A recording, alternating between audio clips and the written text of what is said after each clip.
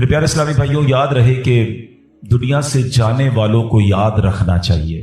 آہستہ آہستہ یہ رسم بھی ختم ہوتی جا رہی ہے، بات بھی کم ہوتی جا رہی ہے۔ آپ دیکھیں کہ کتنے لوگ ہیں جن کے ماں باپ چلے گئے ہیں اور وہ سوچیں کہ وہ کتنا انہیں یاد کرتے ہیں، اور جب یہ بے رخی یہ دنیا دیکھتے ہیں، یہ نئے رنگی یہ دنیا دیکھتے ہیں، لوگوں کا بھول جانا دیکھتے ہیں، تو مزید دل پر ایک چوٹ لگتی ہے کہ یار جب میں چلا جاؤں گا، جب ہم چلے جائیں گے، تھوڑے دن تک، تھوڑے مہینوں تک، ہو سکتا ہے ایک آدھ سال تک کوئی یاد کرے گا، اس کے بعد کسی کا کچھ رکتا نہیں ہے، دنیا چلتی رہتی ہے۔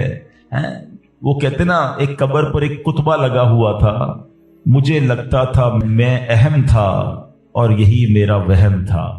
ہمیں لگتا ہے میں بہت اہم آدمی ہوں، میرے جانے سے بڑا فرق پڑ جائے گا، میں نہیں ہوں گا تو بہت لوگوں کو امپیکٹ کریٹ ہوگا۔ یہ بھول ہے ہماری۔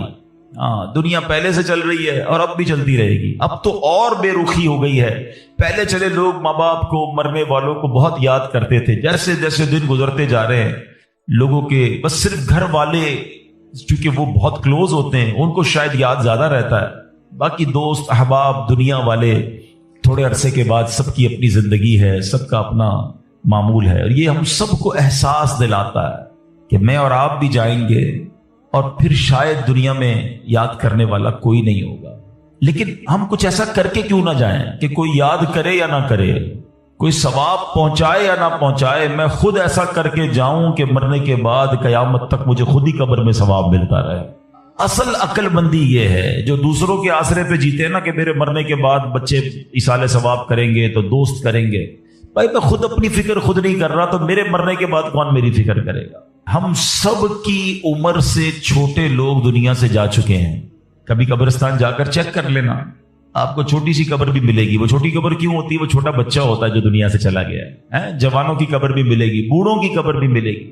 ہر ایج کا بندہ آپ کے جاننے والوں میں سی دنیا سے گیا ہوگا، مگر ہم ہیں کہ غفلت کا پردہ ہٹتا ہی نہیں ہے، خیال آتا ہی نہیں ہے کہ مجھے بھی مرنا ہے۔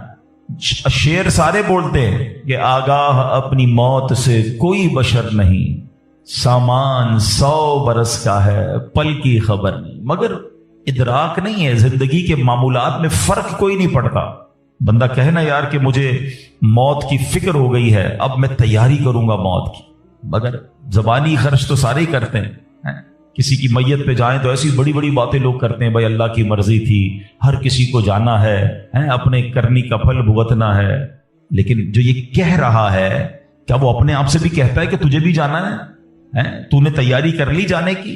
آج بھی تو جا سکتا ہے۔ اے میرے پیارے اسلامی بھائی، آج میں چاہوں گا، یہ موضوع بھی لوگوں کو پسند نہیں آتا، مجھے اندازہ ہے، یار کوئی تھوڑی سی اچھی اچھی باتیں کرو، ہم نعرے لگائیں، ہم جھومیں، اس موضوع پر زیادہ بات کرنا بھی لوگوں کو پسند نہیں ہے۔ عجیب کہانی ہے، ایسی حقیقت ہے موت، ایسی ریئلٹی ہے موت کہ جس سے انکار نہیں۔ دیکھیں ہمارے بہت سارے مذاہب سے اختلاف ہے، کچھ مذاہب ہیں جو نبی پاک کا معاذ اللہ انکار کرتے ہیں، کچھ قرآن کو نہیں مانتے، کچھ ایسے لوگ ہیں جو اللہ کو ہی نہیں مانتے ہیں۔ کتنے اختلاف ہیں لوگوں میں، دنیا بھر میں الگ الگ قسم کے ریلیجن ہیں، دہریت والے لوگ ہیں، کمیونسٹ لوگ ہیں، عجیب عجیب لوگ ہیں جن کا آپس میں ہمارا بڑا اختلاف ہے۔ معاذ اللہ کچھ لوگ ہمارے نبی کو آخری نبی نہیں مانتے، لیکن ایک حقیقت ایسی ہے جو دنیا کا ہر مذہب مانتا ہے، دنیا کی ہر قوم مانتی ہے، دنیا کا ہر بندہ، عقل مند ہو یا بے وقوف ہو، جناب پڑھا لکھا ہو یا جاہل ہو، مرد ہو یا عورت ہو، پاکستانی ہو یا امریکی ہو، all around the world everybody must acknowledge that۔ وہ کیا ہے؟ وہ سب مانتے ہیں کہ موت آ کر رہے گی، کسی کا اختلاف نہیں ہے۔ کوئی مذہب، کوئی آپ کو دنیا کی قوم ایسی نہیں ملے گی جو کہے نہیں جناب ہمارا ہم نہیں مانتے موت آئے گی۔ ایوریبڈی، ہر بندہ مانتا ہے۔ کتنی کمال کی ریئلٹی ہے۔ اچھا، سارے لوگ یہ بھی مانتے کہ پتہ نہیں کب آئے گی۔ ایک تو ہونا کہ بھائی کچھ لوگ کہتے ہیں ہاں موت آئے گی مگر ہم کو پتہ ہے، nobody knows، کسی کو بھی نہیں پتا کب آئے گی، یہ پتہ ہے آئے گی اور بچ کوئی نہیں سکتا۔ یہ ایسی ریئلٹی ہے، مگر پھر بھی اس پر بات کرنے کے لیے کوئی تیار نہیں ہے۔ ذرا 4 دوست مل کر موت پہ بات کرے کہ یار کوئی اور بات کرو یار۔ کمال ہے، آپ نے اور میں نے 1 مہینے بعد لاہور جانا ہو، 2 مہینے بعد یورپ جانا ہو، کسی کو بھی جانا ہو، وہ ابھی سے باتیں شروع کر دیتے ہیں، یار کیسے جائیں گے، فلائٹ کیسی ہوگی، ٹرین کا ٹکٹ ملے گا کہ نہیں، وہاں جہاز، وہاں کرنسی کون سی چلے گی۔ اچھا، صرف نیت کی ہے اور باتیں شروع، ڈسکشن شروع، مشورے شروع. جب تک جائیں گے نہیں روز باتیں کریں گے. ادھر جانا نہیں جانا پتہ نہیں ہے مگر تم روز بات کر رہے ہو. جدھر جانا کنفرم ہے اور کب جانا یہ بھی نہیں پتا. آج بھی جا سکتے ہو. اس کے لیے کوئی بات نہیں کرے گا، اس کے لیے کوئی ڈسکشن نہیں، اس کے لیے کوئی تیاری نہیں. سوچئے. چلے آپ کہتے ہیں یار یہ دعوت اسلامی والے موت پر بہت بات کرتے ہیں، آخرت پر بہت بات کرتے ہیں، بہت ڈراتے ہیں. چلو بھائی ہم اور آپ موت پر بات نہیں کرتے. ہم بات نہیں کریں گے تو کیا مرنے سے بچ جائیں گے؟ ہیں اس حقیقت سے نکل جائیں گے؟ آنکھیں بند کرنے سے مصیبت جاتی نہیں، فیس تو کرنا ہی پڑے گا. تو آج انشاءاللہ مختصر سے وقت میں ہم سب کی زندگی کی سب سے بڑی جو حقیقت ہے نا وہ ہے موت. آج اس پر کچھ بات کرتے ہیں. اللہ کرے کہ آج کا بیان ہم سب کے دلوں سے غفلت کا پردہ ہٹائے اور ہم اپنی موت کی تیاری کرنے کی کوشش میں لگ جائیں. امام محمد غزالی علیہ رحمت اللہ الوالی لکھتے ہیں کہ بنی اسرائیل کا ایک بڑا مغرور شخص تھا، بڑا ایروگنٹ تھا، بڑا اس کا کر و فر تھا. ایک بند کمرے میں بیٹھا تھا. اچانک ایک شخص کمرے میں داخل ہوا اور اس مغرور شخص کی طرف لپکا. وہ بڑا تکبر والا آدمی تھا. وہ بڑا غصے میں آ گیا اور کہتا کہ تم ہو کون؟ میرے کمرے میں آ کیسے گئے؟ تمہیں آنے کی اجازت کس نے دی؟ تم جانتے نہیں میں کون ہوں؟ جو اندر آنے والا شخص تھا وہ کہتا ہے مجھے اس گھر کے مالک نے اجازت دی ہے اور میں وہ ہوں جسے کوئی دربان روک نہیں سکتا. میں وہ ہوں جس کو کسی سے اجازت لینے کی ضرورت پڑتی نہیں ہے. مجھے کسی کا دبدبا ڈرا نہیں سکتا، نہ ہی مجھ سے کوئی مغرور اور سرکش شخص بچ سکتا. اب جیسے ہی یہ باتیں سنی نا تو مغرور شخص جو تھا وہ ڈرنے لگا، وہ کانپنے لگا، وہ گھبرا گیا. وہ کہتا ہے کہ آپ تو ملک الموت معلوم ہوتے ہیں، کیونکہ جس کو کوئی نہیں روک سکتا، جس کو کسی کی اجازت کی ضرورت نہیں ہے، جس کو کسی کا دبدبا کر و فر ریزسٹ نہیں کر سکتا، وہ ملک الموت کے سوا تو کوئی نہیں. لگتا ہے آپ ملک الموت ہیں؟ تو فرماتے ہاں میں ملک الموت ہوں. اب وہ شخص تو بڑا گناہگار تھا. وہ رونے لگا، چیخنے لگا کہ حضور تھوڑی سی مہلت دے دیں، کچھ نیکیاں کر لوں، توبہ کر لوں، اللہ کو راضی کر لوں، ابھی میری روح قبض نہ کریں. ہائے ہائے. ملک الموت فرماتے تمہاری سانسیں پوری ہو گئی ہیں، اب تمہیں کوئی ٹائم نہیں ملے گا. اگر تم نے، وہ پوچھتا ہے حضور مجھے کہاں لے جایا جائے گا مرنے کے بعد؟ فرمایا اس مقام پر جہاں تو نے اعمال بھیجے ہیں، اس گھر کی طرف جو تو نے تیار کیا ہے. وہ شخص کہے گا حضور میں نے تو کوئی گھر تیار نہیں کیا، کوئی نیکی آگے نہیں بھیجی. ملک الموت فرماتے ہیں پھر تمہیں بھڑکتی آگ کی طرف لے جایا جائے گا، جہاں تمہارے گوشت پوشت وہ آگ نوچ لے گی. یہ کہہ کر ملک الموت نے اس شخص کی روح کو قبض کیا. اس کے پورے گھر میں کوہرام مچ گیا، گھر والے رونے لگے. اے میرے پیارے اسلامی بھائیوں، یہ واقعہ ہم سب کو کیا سکھا رہا ہے کہ جب موت آنی ہے نا، جب وہ وقت آ جانا ہے تو پھر ایک منٹ بھی آگے پیچھے نہیں ہو سکے گا. کوئی اس کو ڈیلے نہیں کر سکے گا، بلکہ جس حالت میں ہوں گے نا اسی حالت میں روح قبض کر لی جائے گی. ہماری موت کا وقت لکھا ہے، مقام بھی لکھا ہے، یہ چینج نہیں ہو سکتا. اگر موت سمندر میں لکھی ہے تو $2.5 دے کر بھی بندہ وہاں پہنچتا ہے جہاں موت لکھی ہے. اگر موت کشتی سے ڈوب کر ہونا لکھی ہے تو 22 لاکھ دے کر بھی سینکڑوں لوگ ہمارے وطن سے جاتے ہیں اور ان کی موت یورپ کے سمندر میں جا کر ہو جاتی ہے. اللہ پاک جو بھی ان میں مسلمان ہیں سب کی مغفرت فرما. مگر میں نے اور آپ نے اس سے عبرت کیا لی کہ بندہ وہاں پہنچے گا جہاں اس کی موت لکھی ہوئی ہے. ایک بار حضرت سلیمان علیہ نبینا علیہ الصلوۃ والسلام کی بارگاہ میں ایک شخص بیٹھا تھا. آپ کی بارگاہ میں ملک الموت آیا اور اس شخص کو ذرا گھور کے دیکھنے لگے. واپس چلے گئے. وہ شخص کہتا حضور یہ کون تھے جو آئے تھے اور مجھے گھور کے دیکھ رہے تھے؟ فرمایا یہ ملک الموت تھے. کہتا حضور لگتا ہے میری روح قبض کرنے والے ہیں، آپ مہربانی کریں، آپ کی تو ہوا پر حکومت ہے، آپ ہوا کو حکم دیں کہ ہوا مجھے اڑائے اور مجھے ہندوستان لے جائے. حضرت سلیمان بیت المقدس کے علاقے میں رہتے تھے نا، آپ نے وہ حکم فرمایا، ہوا نے اس بندے کو اٹھایا اور ہندوستان پہنچا دیا. کچھ دنوں کے بعد پھر ملک الموت آیا حضرت سلیمان علیہ السلام کی بارگاہ میں. آپ نے فرمایا تم میرے ساتھی کو کیوں گھور رہے تھے جب آئے تھے؟ تو کہ میں حیران تھا کہ میرے پاس یہ لکھا ہوا تھا اللہ کی طرف سے کہ تھوڑی دیر بعد مجھے اس کی روح ہند میں قبض کرنی ہے، اور وہ آپ کے پاس بیٹھا ہوا تھا अल्लाह अकबर। हजरत सुलेमान ने कहा मैंने ही तो हुक्म दिया, और हवा ने उसे हिंद पहुंचाया। और जब वो हिंद पहुंचा तो पर्टिकुलर टाइम पर उसी मकाम पर उसकी रूह को कब्ज कर लिया गया। आए हाय हाय, ये है मेरी और आपकी हकीकत। दौड़ते रहते हैं, भागते रहते हैं, प्लानिंग है कि खत्म नहीं हो रही, फिक्रें हैं कि खत्म नहीं हो रही, हर वक्त बैठे हैं अगला प्लान क्या है, 5 साल का, 10 साल का। एक दुकान है तो 2 दुकानें, एक घर है तो 2 घर, बड़ा घर, हवादार घर है, नौकरी है तो कारोबार करना है, मुल्क से बाहर जाकर जनाब पैसे कमाने, यही सोच है बस।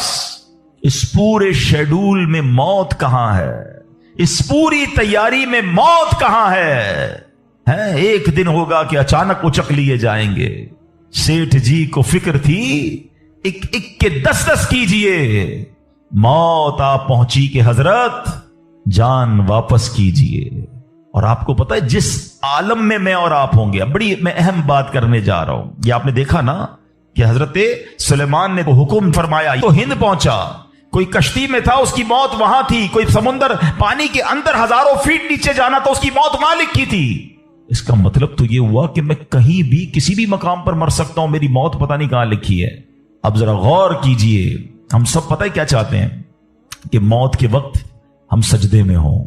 चाहते हैं ना, अल्लाह करे अल्लाह के घर में मौत आए, कलमा पाक पढ़ते हुए मौत आए, तिलावत कुरान करते हुए मौत आए, नबी पाक पर दरूद पढ़ते हुए मौत आए। अल्लाह ऐसा करम कर दे कि मदीना मुनव्वरा में मौत आए, गुंबद खजरा के सामने मौत आए। यही तसव्वुरात है ना, एक मुसलमान चाहता यही है कि यार मौत आए तो किसी अच्छे आलम में हो, किसी बड़ी खूबसूरत बावजू नेकी करते करते दुनिया से जाऊं। तमन्ना तो सबकी ये है। अच्छा, मुझे एक बात का जवाब दें, ये कैसे मुमकिन है कि कोई बंदा सुबह से शाम तक नमाज ना पढ़े और कहे मौत सजदे में आए, सुबह से शाम तक मस्जिद में ना आए और तमन्ना यह कर रहा है कि मस्जिद में मौत आए, बावजू रहता ही नहीं है तो कैसे उम्मीद रख रहा है कि बावजू मौत आए, कुरान खोलकर पढ़ता ही नहीं है तो कैसे उम्मीद कर रहा है कि तिलावत करते करते मौत आए। जो सुबह शाम गालियां देखता है, क्या उसको डर नहीं लगता कि गाली देते देते मौत आ सकती है? जो शराब पीता है उसको डर नहीं लगता कि शराब के नशे में मौत आ सकती है? जो बदकारी करता है उसको डर नहीं लगता कि बेहयाई और बदकारी करते हुए मौत आ सकती है?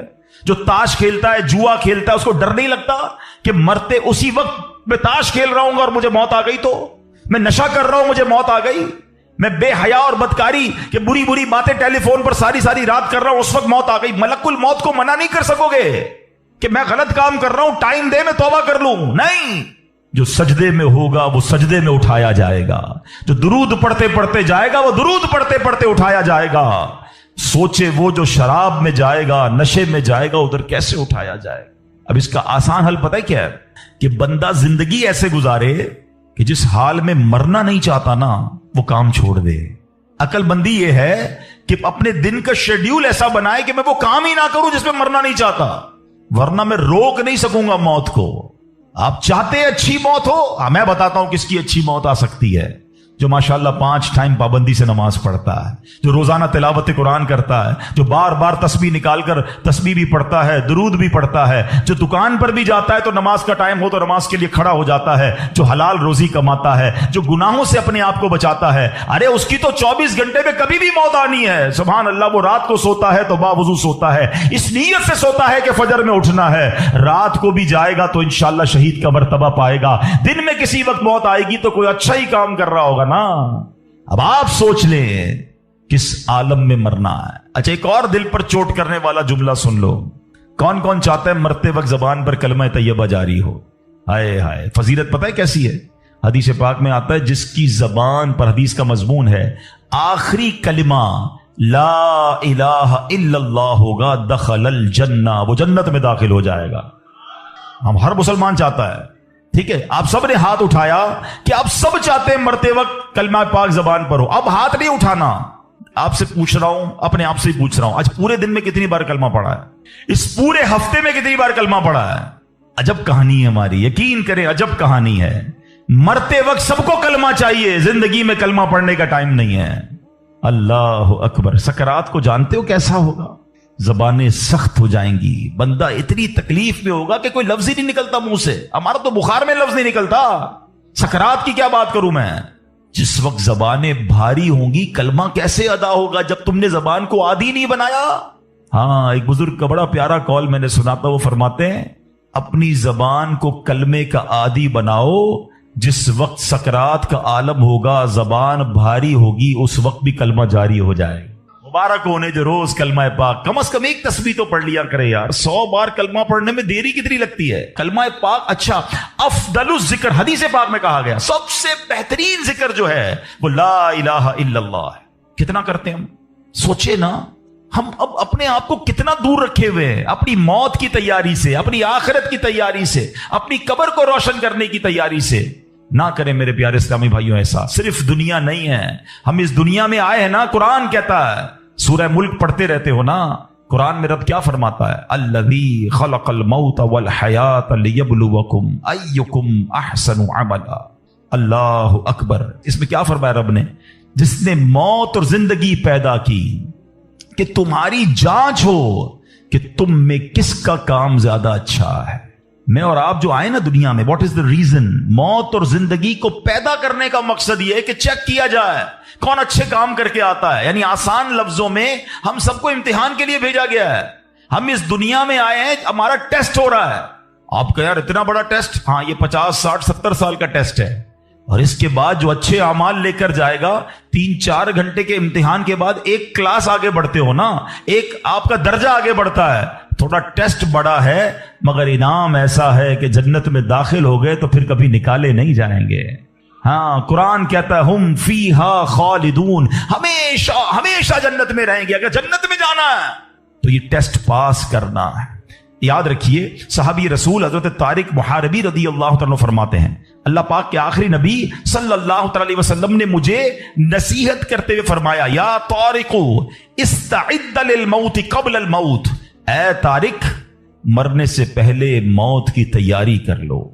ہاں، یہ نبی پاک نے فرمایا۔ اچھا، میں ایک سوال کرنا چاہتا ہوں۔ اگر میں آج آپ سے ایک سوال کروں کہ ہم میں سے کسی کو پتا چل جائے کہ کل کا دن آپ کی زندگی کا آخری دن ہے اور کل رات آپ دنیا سے چلے جائیں گے، ایک دن ہے آپ کے پاس، ایک مسلمان اس ایک دن کو کیسے گزارے گا؟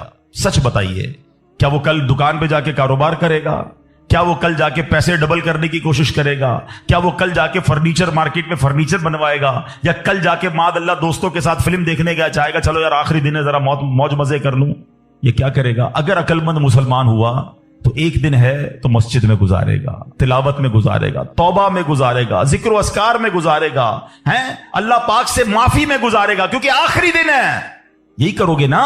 اگر پتا چل جائے، مجھے بتاؤ کیا ہمیں پتا ہے ہمارا آخری دن ہے کہ نہیں ہے؟ ہمیں تو کل کی بات چھوڑے آج رات کا نہیں پتا ہے، تو پھر کیوں تیاری نہیں کر رہے؟ پتا چل جائے تو تیاری کریں گے۔ میں تو پہلے ہی بتا رہا ہوں آپ کو، آپ میں سے کتنے لوگ بیٹھے جن کو پتا ہے کل صبح تک زندہ رہیں گے؟ مجھے بھی نہیں پتا، آپ کو بھی نہیں پتا۔ جب پتہ ہی نہیں ہے تو پھر کیوں تیاری نہیں کر رہے؟ پھر کیوں توبہ نہیں کر رہے؟ پھر کیوں حرام کی طرف ہم جاتے ہیں؟ خدا را یاد رکھیے میرے پیارے اسلامی بھائیوں، قبر میں جا کر اتنا پچھتاوا ہوگا گناہگار کو، بلکہ روایتوں میں آتا ہے پیارے آقا علیہ الصلوۃ والسلام نے فرمایا جس کا مضمون ہے مرنے کے بعد نیک بھی پچھتائے گا، گناہگار بھی پچھتائے گا۔ عرض کی حضور گناہگار پچھتائے گا یہ تو سمجھ آتا ہے، نیک کیوں پچھتائے گا؟ فرمایا گناہگار تو گناہ کی وجہ سے پچھتائے گا، حدیث کا خلاصہ ہے۔ فرمایا نیک اس لیے پچھتائے گا جب وہ آخرت میں نیکیوں کا اجر دیکھے گا نا، وہ کہے گا کاش میں اور نیکیاں کر لیتا، وہ جو فضول ٹائم ضائع کیا تھا اس میں اور اللہ کا ذکر کرتا، اور نوافل پڑھتا، اور عبادت کرتا۔ تو یقین جانیے میرے پیارے اسلامی بھائیوں، یہ زندگی، یہ جو ہماری سانسیں چل رہی ہیں نا، ابھی چانس ہے ہمارے پاس، جتنی نیکیاں کرنی ہے کر لیں۔ جس دن سانس بند ہوئی نا اس دن عمل نہیں ہوگا، اس دن جزا ملے گی۔ آج دار العمل ہے، today is the time of action and tomorrow is the time of accountability۔ اس دن صرف جزا ہوگی، یا تو آپ کو اللہ نہ کرے گناہوں کی وجہ سے کسی کو سزا ملے گی، یا نیکی کس کو جنت میں لے جایا جا رہا ہے، کس کو دوزخ میں لے جایا جا رہا ہے۔ آپ ابو البشر ہیں، سب کے والد ہیں، تو ہم سب ان کی اولاد میں سے ہیں۔ ہمیں جو آدمی کہا جاتا ہے نا، اس کی وجہ ایک یہ ہے کہ ہم حضرت آدم کی اولاد سے ہیں۔ وہ قیامت کے دن دیکھ رہے ہوں گے کہ میری اولاد میں سے کون کون جنت میں جا رہا ہے، کون کون دوزخ میں جا رہا ہے۔ اتنے میں حضرت آدم علیہ السلام کی نظر پڑے گی کہ جناب رسول اللہ صلی اللہ تعالی علیہ وسلم کا امتی اسی فرشتے جہنم کی طرف لے جا۔ حالانکہ آپ کی امت میں اور بھی، آپ حضرت آدم کی اولاد میں تو بہت سارے نبیوں کی امتیں ہیں، مگر جب سرکار دو عالم علیہ السلام کا امتی جہنم کی طرف جا رہا ہوگا تو حضرت آدم علیہ السلام پکاریں گے یا احمد، یا احمد، نبی پاک کو پکاریں گے سبحان اللہ. نبی پاک علیہ الصلوۃ والسلام کو جیسے ہی یہ آواز ملے گی، سرکار دو عالم علیہ الصلوۃ والسلام حضرت آدم علیہ الصلوۃ والسلام کے پاس پہنچیں گے اور فرمائیں گے لبیک یا ابو البشر، اے ابو البشر فرمائیے کیا فرمانا ہے. تو حضرت آدم علیہ السلام کہیں گے کہ یہ آپ کا امتی ہے، فرشتے اسے جہنم کی طرف لے جا رہے ہیں. نبی پاک علیہ الصلوۃ والسلام فرماتے ہیں کہ جب میں یہ سنوں گا تو میں حضرت آدم علیہ الصلوۃ والسلام کی صدا سن کر فرشتوں کے پاس جاؤں اور آقا فرمائیں گے اے میرے رب کے فرشتوں ٹھہر جاؤ.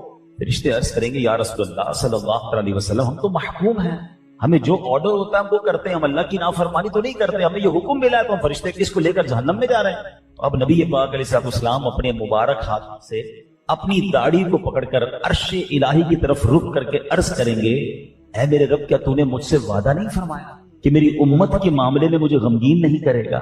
پیار تو دیکھیں، اپنی امت سے محبت تو دیکھیں. آقا خود فرما رہے ہیں کہ میں رب کی بارگاہ میں عرض کروں گا اے رب تو نے مجھ سے پرومس نہیں کیا کہ میری امت کے بارے میں مجھے غمگین نہ فرمائے گا. اب فرشتوں کو حکم دیا جائے گا اطیعوا محمدا، محمد علیہ الصلوۃ والسلام کی فرما برداری کرو.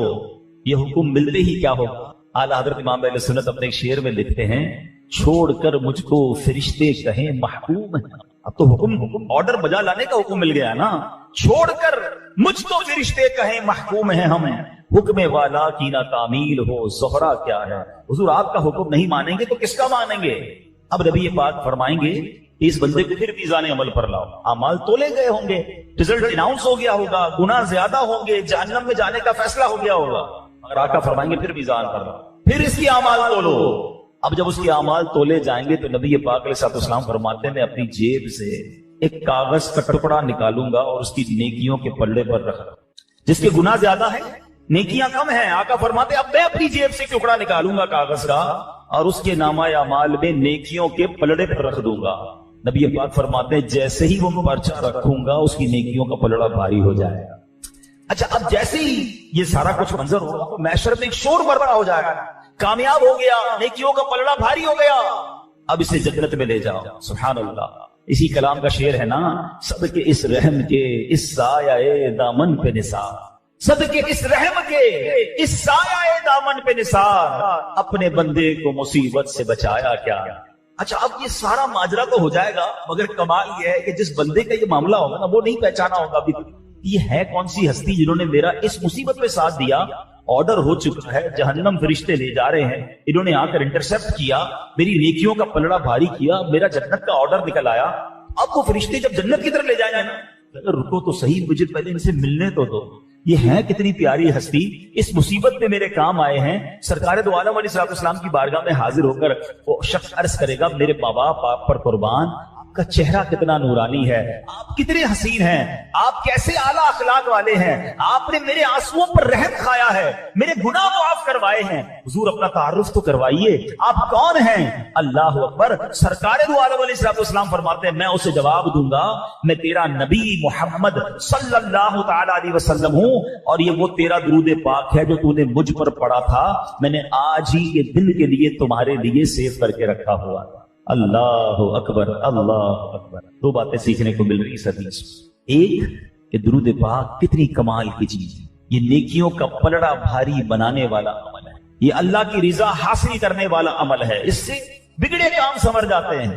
مگر انفارچونیٹلی پرابلم یہ ہے کون سا ایسا بیان ہے، کون سی ایسی محفل ہے جس میں درود پاک کے فضائل بیان نہیں ہوتے. مگر اگر ہم دیکھیں تو یہاں بہت بڑی تعداد جو ہے پورا دن گزر جاتا ہے کہ حضرت سیدنا حسن بصری رحمت اللہ تعالی کی میں خدمت بابرکت میں حاضر ہوا اور ایک عورت نے ان سے عرض کی، حضرت حسن بصری کی خدمت میں ایک عورت آئی اور اس نے عرض کی کہ میری جوان بیٹی فوت ہو گئی ہے، بہت یاد آتی ہے، مجھے طریقہ بتائیں کہ میں اپنی بیٹی کو خواب میں دیکھ لوں کہ وہ کس حال میں ہے. آپ نے ان کو اس خاتون کو ایک وظیفہ بتا دیا کہ یہ وظیفہ کرو، تم خواب میں اپنی بیٹی کو دیکھ لو.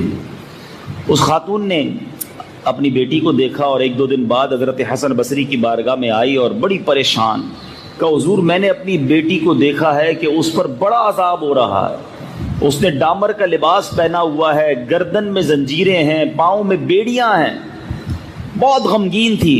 حضرت حسن بصری بھی غمگین ہو گئے. جب ماں جوان بیٹی کو ایک تو صدمہ مرنے کا اور پھر خواب میں اس کو عذاب میں دیکھے تو کتنی غمگین ماں ہوگی. کچھ دنوں کے بعد حضرت حسن بصری رحمۃ اللہ تعالی نے خواب دیکھا کہ ایک جنت کا باغ ہے اور ایک نوجوان حسین لڑکی جو ہے وہ جنتی لباس میں پہنے جو ہے وہ جنت کے تخت پر بیٹھی ہوئی ہے، سر پر تاج ہے۔ حضرت حسن بصری نے جب اس لڑکی کو دیکھا تو اس لڑکی نے کہا کہ آپ مجھے پہچانے میں کون ہوں؟ آپ نے کہا کون ہو؟ کہ میں وہی لڑکی ہوں جس کے بارے میں میری والدہ آپ کے پاس آئی تھی اور اس نے مجھے خواب میں دیکھا تھا۔ حضرت حسن بصری نے فرمایا وہ تو بتاتی تھی تم عذاب میں ہو، تم جہنم میں ہو، تمہیں بڑا عذاب دیا جا رہا ہے، یہاں تو تمہارے وارے نیارے ہو گئے ہیں۔ اب اس لڑکی نے کمال کا جواب دیا جو آج کے اس بیان کا بڑا ریلیونٹ ٹاپک ہے۔ ہم میں سے بہت سارے وہ لوگ ہیں، بلکہ سبھی ہوں گے، جن کے کچھ نہ کچھ رشتہ دار دنیا سے چلے گئے ہیں، کسی کے ماں باپ چلے گئے ہیں، کسی کا دادا دادی چلے گئے ہیں، کسی کے رشتہ دار چلے گئے۔ سنو، تو لڑکی کہتی ہے حضور کہ مسئلہ یہ ہے کہ قبرستان کے قریب سے ایک شخص گزرا تھا اور اس نے جناب رحمت للعالمین صلی اللہ تعالی علیہ وسلم پر درود پاک پڑھ کر تمام قبرستان والوں کو ایصال ثواب کر دیا۔ اللہ تعالیٰ نے اس درود کی برکت سے ہم 560 قبر والوں سے عذاب کو اٹھا لیا۔ 560 قبروں سے عذاب اٹھایا گیا، ایک درود پاک پڑھ کر وہ شخص وہاں سے گزرا تھا۔ تو پتہ یہ چلا کہ مرنے کے بعد جو ہمارے مرحومین ہیں ان کو آج بھی ہم تحفہ پہنچا سکتے ہیں، آج بھی ان کی مدد کر سکتے ہیں، آج بھی ان کی روح کو سکون پہنچا سکتے ہیں اگر ان کے لیے دعائیں کریں، ان کے لیے ایصال ثواب کریں، درود پاک پڑھیں، تلاوت قرآن کریں، اچھے کام کریں۔ وہ نہیں کما سکتے۔ پوائنٹ سمجھیے گا، مرنے کے بعد انسان کی جو بک آف ڈیڈ ہوتی ہے، اعمال نامہ، وہ کلوز ہو جاتا ہے۔ وہ اب ایک بار بھی سبحان اللہ نہیں پڑھ سکتا، وہ ایک بار بھی 2 رکعت نفل نہیں پڑھ سکتا، بلکہ روایتوں کا مضمون ہے کہ مرنے کے بعد بندہ اللہ کی بارگاہ میں عرض کرے گا یا اللہ دوبارہ بھیج دے، ایک موقع دے دے، اب نماز پڑھوں گا، اب سجدے کروں گا، اب تلاوت کروں گا، اب درود پڑھوں گا۔ پھر چانس نہیں ملنا ہے۔ زندگی میں جو کرنا ہے وہ کر لو، مرنے کے بعد چانس نہیں ہے۔ مولا علی کرم اللہ تعالی وجہ الکریم جو ہے نا، وہ ایسے علم والے تھے کہ ان کے چند جملے ہی پوری بات کو بیان کر دیتے ہیں۔ مولا علی فرماتے ہیں آج دار العمل ہے، دار الجزا نہیں، کل دار الجزا ہوگا، دار العمل نہیں ہوگا۔ Today is the time of action and tomorrow is the time of accountability. آج کام کرنا ہے، کل حساب دینا ہے، کل کام نہیں کر سکیں گے، آج کام کیجئے نا۔ تو جو زندہ ہے نا وہ سوچیں، ایک سبحان اللہ نہیں کہہ سکیں گے ہم مرنے کے بعد، تو ابھی کہہ لینا، ابھی کون روک رہا ہے؟ نمازیں نہیں پڑھ سکیں گے، قرآن نہیں پڑھ سکیں گے، روزے نہیں رکھ سکیں گے، صدقہ نہیں دے سکیں گے، جتنے پیسے ہوں گے نا وہ سارے کے سارے پیچھے گھر والوں کے پاس رہ جائیں گے، اپنے ساتھ 1 روپیہ کوئی قبر میں لے کر نہیں جاتا ہے۔ کبھی دیکھا ہے کوئی کفن کے اندر جیب ہو؟ کوئی کفن میں جیب نہیں، کوئی قبر میں تجوری نہیں، جو پیسے آگے بیچ دیے، اللہ کی راہ میں خرچ کر دیے، وہ تو آگے چلے گئے، باقی سب پیچھے رہ گئے۔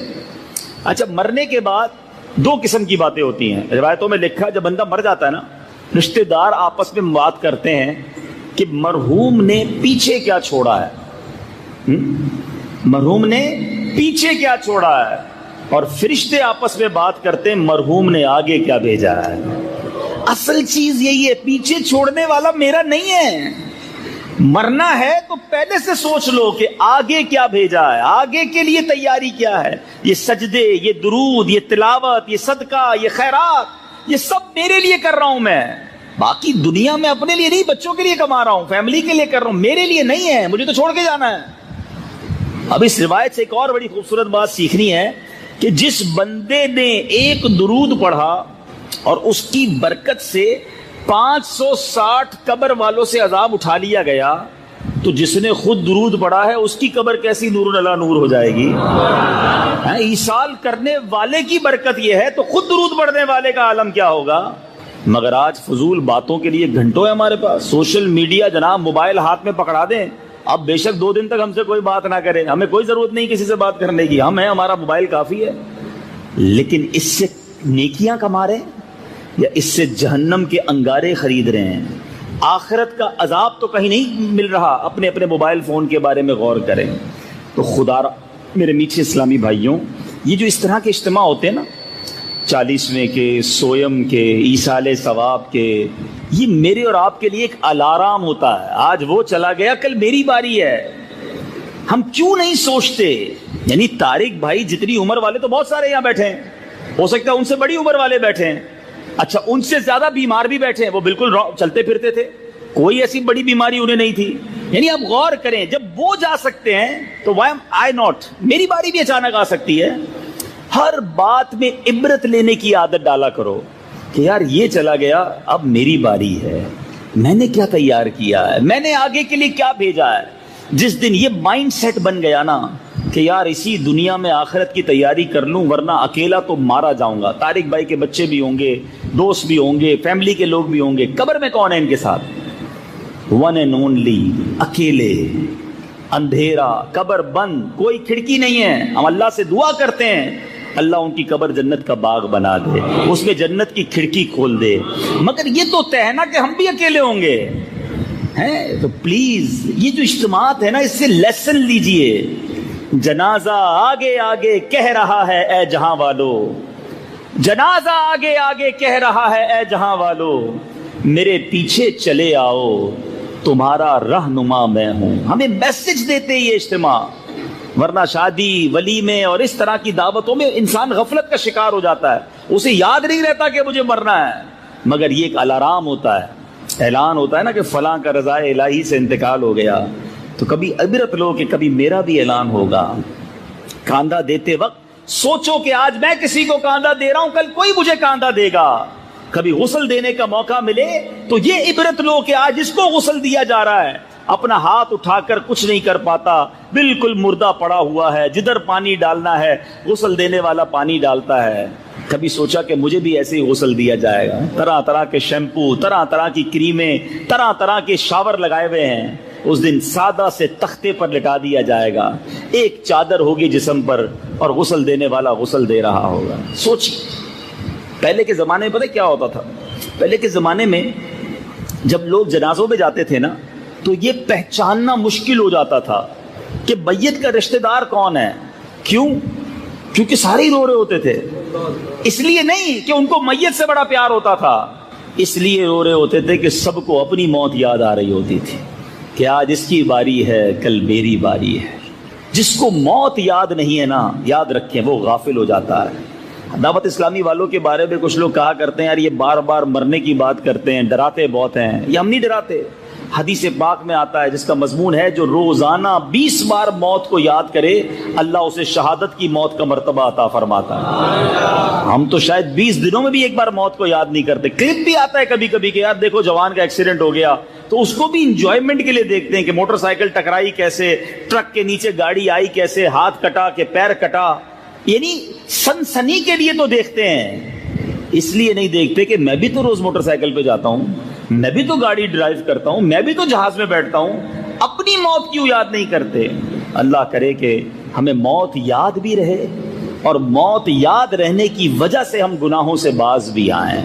ورنہ گورکن تو ہوتا ہی قبرستان میں ہے نا، مگر آپ کو بہت بڑی تعداد گورکن کی بے نمازی ملے گی. عبرت اور چیز ہے، دیکھنا اور یاد کرنا اور چیز ہے. اللہ عبرت والی آنکھ دے اور عبرت والا دل عطا فرمائے. اللہ کرے کہ آج یہ جو ایصال ثواب کا اجتماع ہے نا، یہ اس نتیجے پر ختم ہو کہ جتنے میرے بھائی بیٹھے ہیں وہ سب نیت کر کے اٹھیں پکی سچی کہ بس آج کے بعد کوئی نماز قضا نہیں ہوگی. بس یہ دیکھو، میں نماز پڑھوں گا تو کسی کو فائدہ نہیں ہوگا، مجھے ہی فائدہ ہوگا، میری قبر روشن ہوگی. لیکن نمازیں چھوٹ جاتی ہیں، نہیں پڑھتے نماز. حرام کام پھر بھی نہیں چھوٹتے، حرام روزی پھر بھی نہیں چھوٹ رہی، جھوٹ بولنا پھر بھی نہیں چھوٹ رہا، حرام بد نگاہی، فلمیں، ڈرامے، موبائل فون پر عجیب و غریب مناظر پھر بھی نہیں چھوٹ رہے. ایسا لگتا ہے مرنا ہی نہیں ہے. نہ کرو ایسا. بہت تھوڑی سی زندگی ہے، بڑی تھوڑی سی لائف ہے.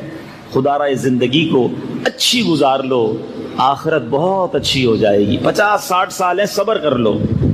دل تو سب کا چاہتا ہے، شیطان سب پر وار کرتا ہے. بچا لو اپنے آپ کو، کیونکہ اللہ نے آخرت میں جو وعدے رکھے ہیں نا، سبحان اللہ. آپ اس کی اگر کمپیریزن سمجھو نا، اللہ نے یہاں ہمیں شراب سے روکا ہے نا اسلام نے، یہاں شراب مت پینا. کتنی زندگی ہے؟ 60-70 سال. اللہ نے جنتیوں کے لیے جنتی شراب تیار کر رکھی ہے. اب آپ کا فیصلہ ہے ادھر کی گندی بدبودار شراب پینی ہے یا وہاں جنتی شراب طہور پینی ہے.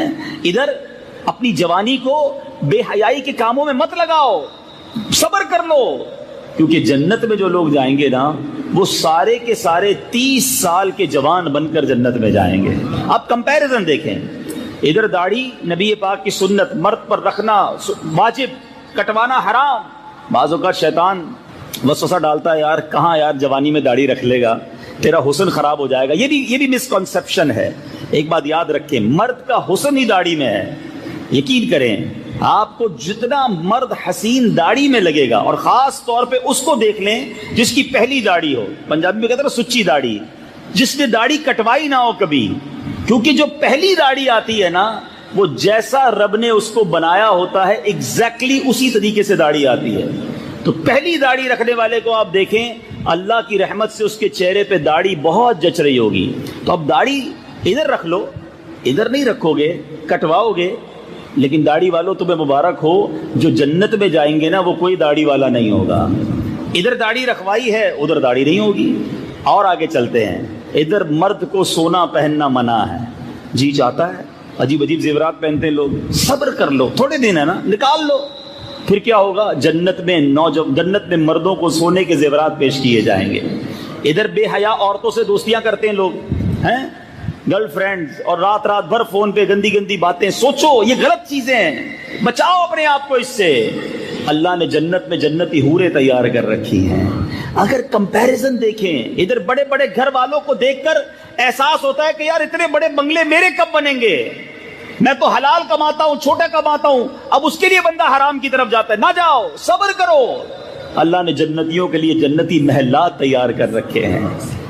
ادھر تو عمر بڑھتی ہے, اعضاء کمزور, 50 سال 40 سال کے بعد تو ہمت ٹوٹنے لگ جاتی ہے. 50-55 کے بعد لگتا ہے واپسی کی تیاری ہے, اب زندگی میں وہ مزہ ہی نہیں ہے. مگر جنت کے اندر کوئی بوڑھا نہیں ہوگا, اور اس کی کوئی ایکسپائری ڈیٹ نہیں ہے. ہم فیہا خالدون, ہمیشہ ہمیشہ جنت میں رہیں گے. تو اس کا مطلب کیا بنا کہ یہ 50 60 70 سال جو بھی دنیا میں ہے نا ہمارے, یہ امتحان ہے. اس امتحان میں کامیاب ہو جاؤ اور پھر جنت کی ابدی نعمتوں کو حاصل کر لو. اللہ کرے یہ بات دل میں رچ بس جائے تو پھر انسان گناہوں سے آسانی کے ساتھ باز آ سکتا ہے. اللہ تعالیٰ مجھے اور آپ کو اپنی آخرت کی تیاری کی توفیق عطا فرمائے. کچھ بات ایصال ثواب کی کر لیتے ہیں کہ یہاں پر ماشاءاللہ کئی لوگ بیٹھے ہیں, اور جیسے میں نے بیان میں بھی کہا کہ ہم میں سے کئیوں کے رشتہ دار دنیا سے چلے گئے ہیں. تو مرنے کے بعد جو میت ہوتی ہے نا, اس کو ثواب کا انتظار رہتا ہے. اپنے مرحومین کو بھولا نہ کرو, انہیں یاد رکھا کرو اپنی دعاؤں میں, اپنے ثواب میں, اپنی نیکیوں میں. حضرت پیارے آقا علیہ الصلوۃ والسلام فرماتے, مردے کا حال قبر میں ڈوبتے ہوئے انسان کی مانند ہے. وہ شدت سے انتظار کرتا ہے کہ باپ یا ماں یا بھائی یا کسی دوست کی دعا پہنچے, اور جب کسی کی دعا اسے پہنچتی ہے تو اس کے نزدیک وہ دنیا اور اس میں جو کچھ ہے, دنیا و ما فیہا, اس سے بہتر ہوتی ہے. اللہ عز و جل قبر والوں کو ان کے زندہ جاننے والوں کی طرف سے جو ثواب ہے, وہ ہدیہ کیا ہوا ثواب پہاڑوں کی مانند عطا فرماتا ہے. اور زندوں کا ہدیہ مردوں کے لیے کیا ہے؟ آقا فرماتے دعائے مغفرت ہے. دیکھو آج آپ اپنے مرحومین کو یاد کرو, کل آپ کے بچے, آپ کے رشتہ دار آپ کو یاد کریں گے, ان کے لیے ثواب کرتے رہا کریں. سبحان اللہ. اور ایک خوبصورت حدیث, اور انشاءاللہ یہ یاد رہ گئی تو کمال ہو جائے گا. اربوں نیکیاں کمانے کا موقع ہے. آپ کو پتہ ہے دنیا میں اس وقت کتنے مسلمان ہیں؟ تقریباً بتایا جاتا ہے 1.5 سے 2.25 ارب. اور کتنے چلے گئے دنیا سے اور کتنے آئیں گے, آل ٹوگیدر یہ اربوں خربوں میں تعداد بن جائے گی. اللہ کے حبیب فرماتے ہیں جو کوئی تمام مومن مردوں اور عورتوں کے لیے دعائے مغفرت کرتا ہے, اللہ عز و جل اس کے لیے ہر مومن مرد و عورت کے عوض ایک نیکی لکھ دیتا ہے. جتنے لوگ ہیں, یعنی دعا میں نے کی, ان کے لیے دعا کی, کام میرا بن گیا, اربوں نیکیاں مل گئی. تو ہو سکے ہر نماز کے بعد دعا کریں, اے اللہ تمام مومن مردوں عورتوں کی مغفرت فرما. تو یہ سب ایک دوسرے کے لیے دعا کرتے رہیں گے تو ہمارے لیے بھی دعا ہو جائے گی. ٹھیک ہے نا. تو یہ دیکھیں کتنا خوبصورت سسٹم ہے اسلام کا کہ ہم ایصال ثواب کرتے رہا کریں. ایک اور خوبصورت کام کیا کریں, قبرستان جا کر بھی فضول باتیں لوگ کر رہے ہوتے ہیں. حدیث پاک میں آتا ہے جو قبرستان میں گیا 11 بار سورہ اخلاص پڑھ کر مردوں کو اس کا ایصال ثواب کرے تو مردوں کی تعداد کے برابر ایصال ثواب کرنے والے کو اجر ملے گا جتنے لوگ دنیا سے چلے گئے ہیں. تو چلیں کتنی اچھی بات ہے, تو ہمارا بھی کام ہو جاتا ہے. اسی طرح ماشاءاللہ حج کے دن آ رہے ہیں, آپ میں سے جو حج پر جا رہے ہیں یا آئندہ کبھی جائیں, اگر اپنا فرض حج ادا کر لیا ہے تو پھر کوشش کیا کریں کہ اب جو حج کیا کریں ایک نبی پاک کے لیے بھی کریں, نبی پاک کے نام کا کریں, پھر اپنے مرحوم والدین کے نام پر حج اور عمرے کیا کرو. حدیث پاک میں آتا ہے جو بنیت ثواب, حدیث پاک ہے جو اپنی ماں یا باپ کی طرف سے حج کرے ان کے یعنی ماں باپ کی طرف سے حج ادا ہو جائے گا اور حج کرنے والے کو مزید 10 حج کا ثواب ملے گا. ماں باپ کو تو ثواب مل ہی جائے گا, اپنا کام ڈبل 10 ٹائمز ملٹیپلائی ہو گیا. آقا فرماتے ہیں جو بنیت ثواب, خوش نصیب ہے جو بچے اپنے والدین کی قبر پر جاتے ہیں, ورنہ آج کل قبر پر بھی جانے کے لیے کوئی تیار نہیں ہوتا. فرمایا جو بنیت ثواب اپنے والدین دونوں یا ایک کی قبر کی زیارت کرے, قبر کی زیارت کرے, سنو حدیث, حج مقبول کا ثواب پائے. اور جو بکثرت قبر ان کی قبر کی زیارت کرتا ہو, فرشتے اس کی قبر کی زیارت کو آئیں گے جب اس کا انتقال ہو جائے گا. تو ماں باپ کمال کی نعمت ہیں, زندہ ہیں, محبت سے دیکھو تو حج کا ثواب, دنیا سے چلے گئے تو قبر پر جاؤ تو حج کا ثواب. تو ہمیں اے میرے بیچے اسلامی بھائیوں یہ سوچنا ہے, اپنے مرحومین کی فکر کرنی ہے. ایسی اولاد چھوڑ کر جاؤ, ایسے دوست چھوڑ کر جاؤ جو مرنے کے بعد ہمارے لیے ایصال ثواب کریں, اور جو ہمارے مرحومین چلے گئے ہیں ہم ان کے ایصال ثواب کا کچھ انتظام کریں. آخر میں ایک مشورہ دینا چاہوں گا طارق بھائی کے خاندان والوں کو بھی اور باقی لوگوں کو بھی جن کے بھی رشتہ دار چلے گئے ہیں. دیکھیں ہمارے ماں باپ کے ہم پر بہت احسان ہے, خاص طور پہ جن کے ماں باپ چلے گئے ہیں. ماں باپ کی وجہ سے ہی تو ہم دنیا میں ہیں, انہوں نے ہمیں پالا پوسا بڑا کیا. تو بہترین تحفہ مرحوم کے لیے, خاص طور پر والدین کے لیے, میں یہ سمجھتا ہوں کہ ان کے نام کی مسجد بنا دی جائے. ٹھیک ہے نا, یہ جو مسجد ہے ہو سکتا ہے اس مسجد کو بنانے والے یا اس میں حصہ بلانے والے اس وقت دنیا میں نہیں ہوں گے, کئی ہو سکتا ہے کچھ لوگ نہ ہوں. طارق بھائی کا بھی اس مسجد میں کافی حصہ رہا اور ان کی محنت رہی, لیکن جب تک اس مسجد میں سجدے ہوتے رہیں گے اس مسجد کے بنانے والوں کو ثواب ملتا رہے گا. تو زندگی میں کوئی ایسا کام کر جائیں کہ میں رہوں نہ رہوں سجدے ہوتے رہیں, مجھے ثواب ملتا رہے.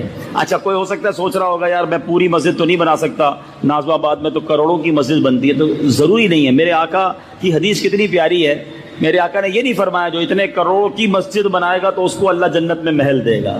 آقا کریم ہے, ایک میرا ہی رحمت پہ دعویٰ نہیں, شاہ کی ساری امت پہ لاکھوں سلام. آقا کی ایک حدیث ہے جس کا مضمون ہے جو کبوتر کے گھونسلے جتنی بھی مسجد بنائے اللہ اسے بھی جنت میں محل عطا فرمائے.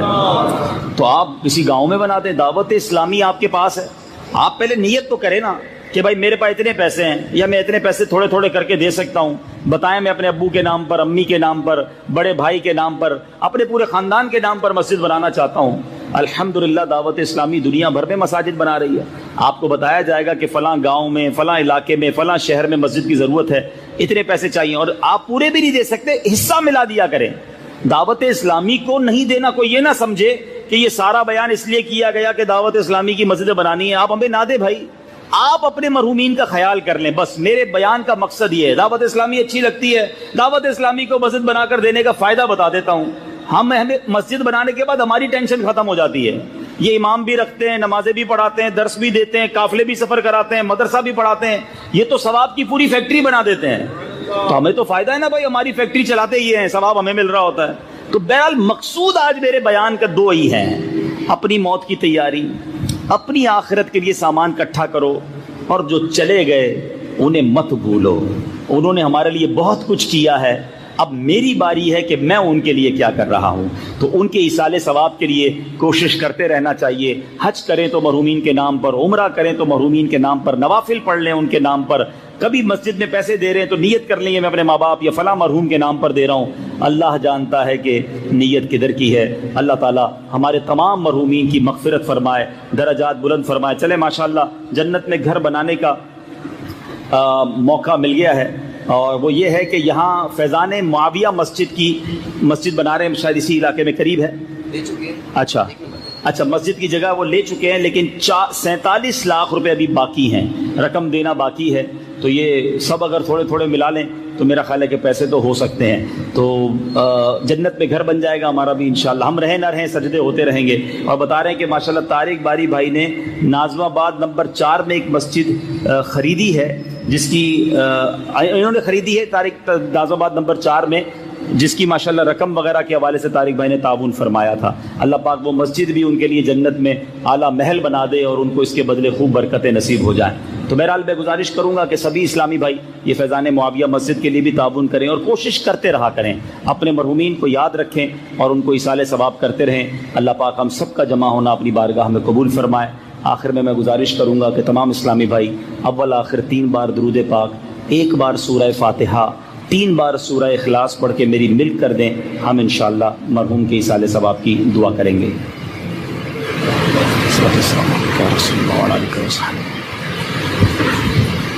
بسم اللہ الرحمن الرحیم، الحمد للہ رب العالمین، الرحمن الرحیم، مالک یوم الدین، ایاک نعبد و ایاک نستعین، اہدنا الصراط المستقیم، صراط الذین انعمت علیہم۔ قل هو الله احد الله الصمد لم يلد ولم يولد ولم يكن له كفوا احد۔ قل هو الله احد الله الصمد لم يلد ولم يولد ولم يكن له۔ بسم الله الرحمن الرحيم، قل هو الله احد الله الصمد لم يلد ولم يولد ولم يكن له كفوا احد۔ الحمد للہ رب العالمین والصلاة والسلام علی سید الانبیاء والمرسلین، یا ارحم الراحمین یا ارحم الراحمین یا ارحم الراحمین، یا ربنا یا ربنا یا ربنا یا ربنا یا ربنا یا اللہ یا رحمان یا رحیم۔ اللہم ربنا آتنا فی الدنیا حسنۃ وفی الآخرۃ حسنۃ وقنا عذاب النار وقنا عذاب القبر وقنا عذاب الحشر وقنا حساب المیزان۔ اللہم اجرنا من النار، اللہم اجرنا من الشیطان۔ رب کریم ہم سب کا جمع ہونا اپنی بارگاہ میں قبول فرما، ہم سب کے تمام صغیرہ کبیرہ گناہوں کو معاف فرما۔ اے رب کریم ہماری، ہمارے ماں باپ کی، نبی پاک علیہ الصلوۃ والسلام کی ساری امت کی بخشش فرما۔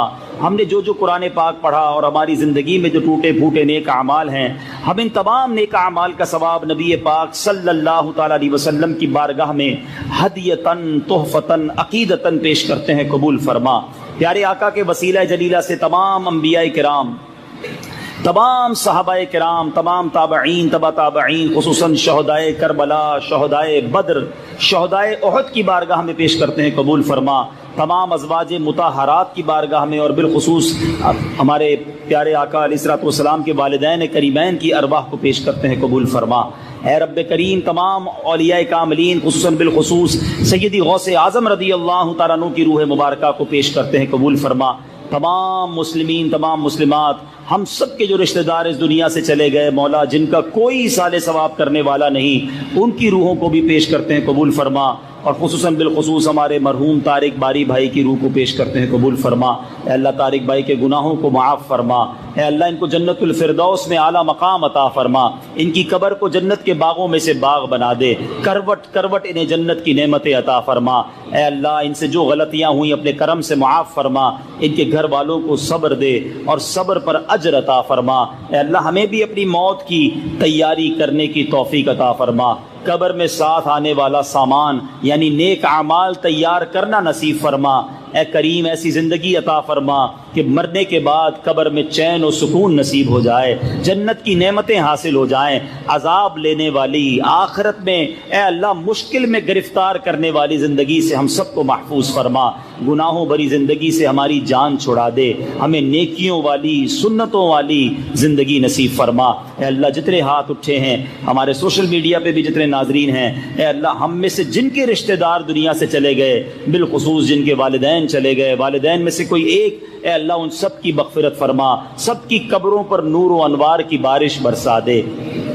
اے اللہ اس مسجد کو شاد و آباد فرما، اسے آباد کرنے والوں کے گھروں کو آباد فرما، ہم میں جو بیمار ہیں اے اللہ شفا عطا فرما، اے اللہ بے روزگاروں کو رزق حلال دے دے، قرض داروں کے قرضے اتر جائیں، بے اولادوں کو نیک اور صالح اولاد عطا کر دے، اے کریم روٹھوں کو منا دے، بچھڑوں کو ملا دے، اے رب کریم ہمیں جب تک زندہ رکھیو ایمان والی، صحت والی، عافیت والی زندگی عطا فرما، زندگی کی آخری نماز بھی کھڑے ہو کر ہم مسجد میں ادا کریں، اپنے در کے سوا کسی کا محتاج نہ کیجیو، ساری زندگی جیلوں، عدالتوں، ہاسپٹل کے چکروں سے محفوظ فرما، چین، سکون، عافیت ہمارا مقدر فرما، اے اللہ ہماری جان، مال، عزت، آبرو، آل اور اولاد، دین اور ایمان کی حفاظت فرما۔ اللہم ربی یسر ولا تعسر وتمم لنا بالخیر یا فتاح وبک نستعین، دنیا میں ہر آفت سے بچانا مولا، عقبا میں نہ کچھ رنج دکھانا مولا، بیٹھوں جو درے پاکے پیمبر کے حضور، ایمان پہ اس وقت اٹھانا مولا، ببرکت ان اللہ وملائکتہ یصلون علی النبی یا ایہا الذین آمنوا صلوا علیہ وسلموا تسلیما، صلی اللہ علی النبی الأمی وآلہ صلی اللہ علیہ وسلم، صلاۃ و سلام علیک یا سیدی یا رسول اللہ۔ مجھے حکم دیا جا رہا ہے کہ امیر اہل سنت کے ذریعے غوث پاک کا مرید بنا دیا جائے، وہ اسلامی بھائی جو کسی سے مرید نہیں ہیں امیر اہل سنت کے ذریعے غوث پاک کے مریدوں میں شامل ہو جائیں، اور جو پہلے ہی کسی پیر صاحب سے مرید ہیں چاہیں تو بیعت برکت حاصل کر لیں، آپ اپنے ہی پیر صاحب کے مرید رہیں گے، فیضان عطار بھی جاری ہو جائے گا۔ میں جیسے کہتا جاؤں آپ ریپیٹ کرتے جائیں۔ بسم اللہ الرحمن الرحیم، الصلاۃ والسلام علیک یا رسول اللہ وعلی آلک واصحابک یا حبیب اللہ، لا الہ الا اللہ محمد الرسول اللہ صلی اللہ تعالی علیہ وسلم۔ توبہ کرتا ہوں میں اپنے تمام پچھلے گناہوں سے، اور وعدہ کرتا ہوں میں کہ آئندہ شریعت پر چلوں گا، بد مذہبوں اور برے لوگوں کی صحبت سے بچتا رہوں گا، نماز روزے کی پابندی کرتا رہوں گا، والدین کی نافرمانی، جھوٹ، غیبت، چغلی، وعدہ خلافی، گالی گلوچ، فلمیں، ڈرامے، گانے باجے، بے پردگی وغیرہ وغیرہ گناہوں سے بچتا رہوں گا۔ اے اللہ میری اس توبہ کو قبول فرما اور مجھے میرے وعدے پر ثابت قدم رکھ۔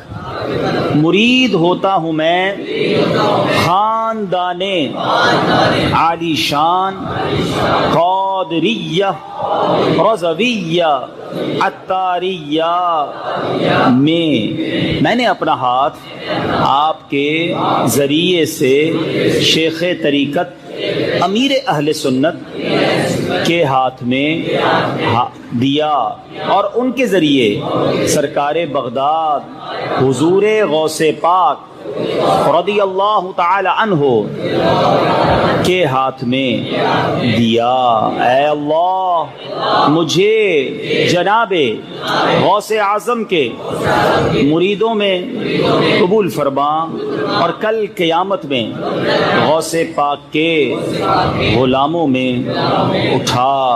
صلاۃ والسلام علیک یا نبی اللہ وعلی آلک واصحابک یا نور اللہ۔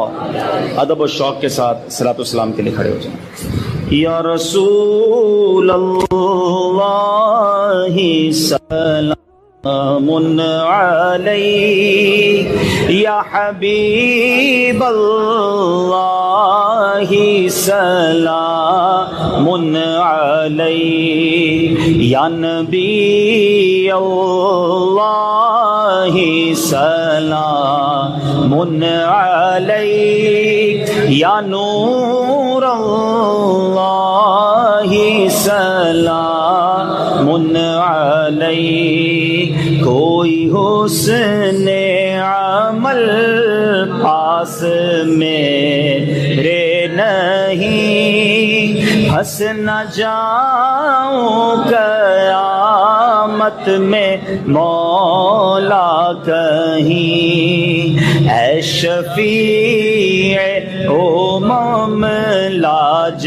رکھنا تمہیں، تم پہ ہر دم کروڑوں درود و سلام، یا رسول اللہ سلام علیک، یا حبیب اللہ سلام علیک، پھر بلا لو مدینے میں تارے کو، اپنے قدموں میں رکھ لو گناہ گار کو، پھر بلا لو مدینے سگیا کار کو، اپنے قدموں میں رکھ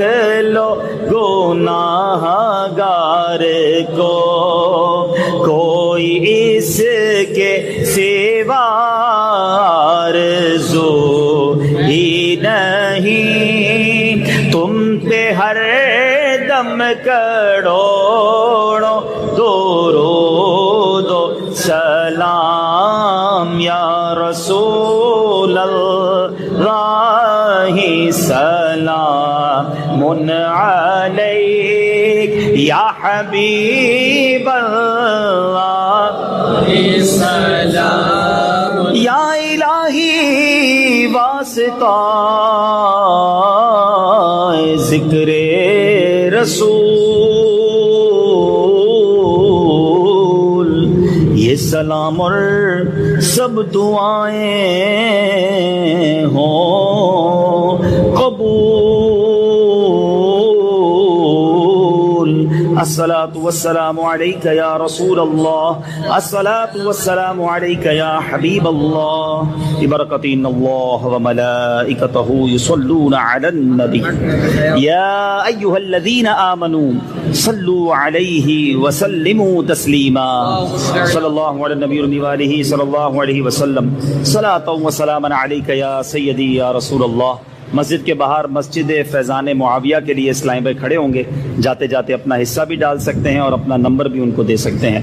وصلی اللہ تعالی علی خیر خلقہ محمد وآلہ وصحبہ اجمعین برحمتک یا ارحم الراحمین۔